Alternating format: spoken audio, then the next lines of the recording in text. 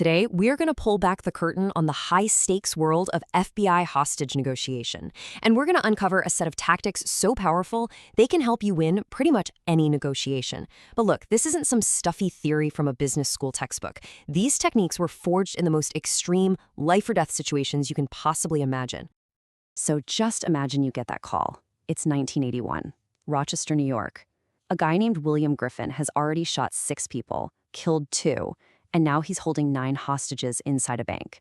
And that horrifying message, that's what he's forcing a bank manager to tell the police. The clock is absolutely ticking. So think about it.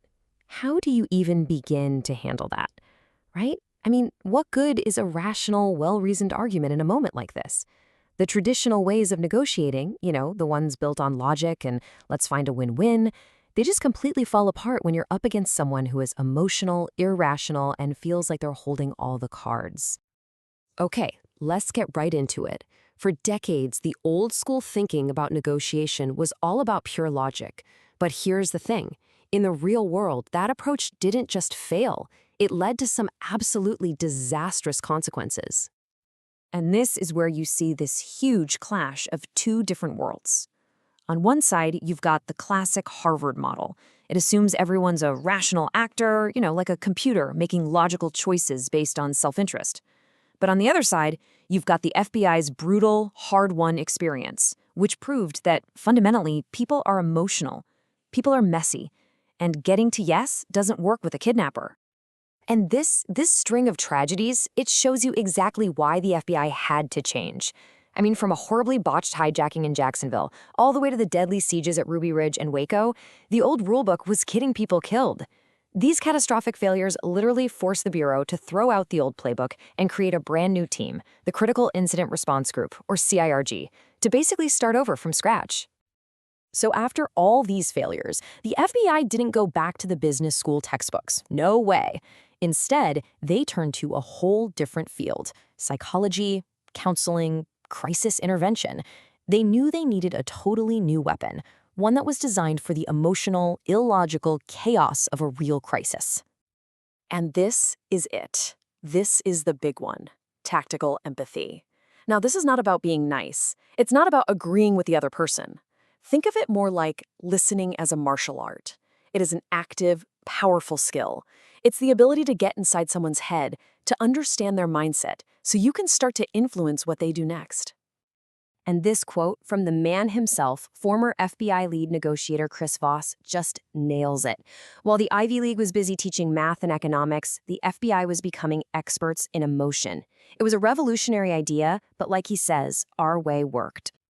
So this is the really cool part. How can you actually use this stuff? Because these techniques are not just for hostage negotiators. So let's break down 3 simple but incredibly powerful tools from the FBI's toolkit that you can literally start using today.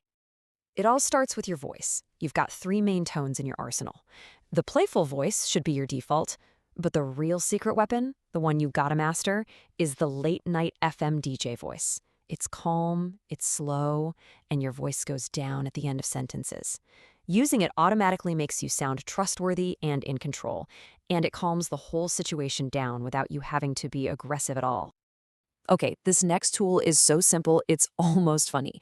It's called mirroring, and honestly, it is the closest thing to a Jedi mind trick you will find in real life. All you do is repeat the last 1 to 3 important words the other person just said. You're not asking a question, you're just repeating them. It's weird, but it triggers this deep-seated human need to connect and explain, and it gets them to reveal so much more. And don't think for a second this only works in crazy high-stakes situations. It is a game changer in the office. So, a student was talking about how her boss just dropped a mountain of extra work on her. Instead of arguing, she just mirrored his key phrases. And she got him to rethink his own request. The result? Her words, a week of work avoided. All right, so building on mirroring, we get to a technique called labeling. And this is where that whole tactical empathy idea really comes to life. You're basically just validating someone's emotion by calling it out. You start with simple phrases like, "It seems like you're frustrated," or "It sounds like you're worried about this." Notice you're not agreeing with them, you're just recognizing how they feel. And that is an incredibly powerful way to diffuse negativity. So, you've got the DJ voice, mirroring, labeling, but remember, These tools weren't just cooked up for life or death standoffs. They are designed for the real world. In fact, they're designed for your world. Now, the whole point of using these tools is to get the other person to say two magic words. But, and this is crucial, they are probably not the words you're thinking of. Hearing someone say you're right is actually a bad sign. It's what people say to make you shut up and go away. The real breakthrough, the moment you know you've connected, is when they say, "That's right." That is the sound of someone feeling totally and completely heard. Okay, let's put it all together. Let's see how this actually works in the real world. Check this out. A student named Ryan shows up for a sold-out flight he desperately needs to be on. So instead of demanding or arguing, he starts by labeling the gate agent's stress. He just says, "It seems like you've had a long day." He uses a calm, playful voice, and when she tells him the best she can do is stand by, he just mirrors her words. Stand by? The result? In less than 2 minutes, she finds him a seat in Economy Plus. No demands, just tactical empathy in action. So, what's the big idea here? The main takeaway? It's that negotiation isn't this formal, scary thing you have to schedule. It's a constant flowing part of your everyday life, and these tools give you a way to navigate it. And that leads to this huge mindset shift. Life is negotiation. Seriously, every single time you want something from another human being, whether you realize it or not, you are in a negotiation. It's just all about gathering information and gently influencing their behavior so you can get what you want. Together.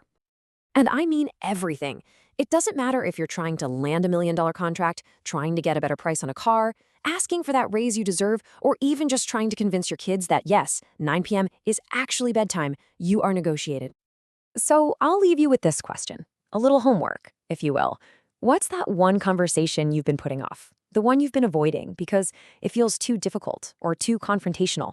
Well, with this new toolkit, maybe, just maybe, it's time to stop avoiding it and start negotiating it.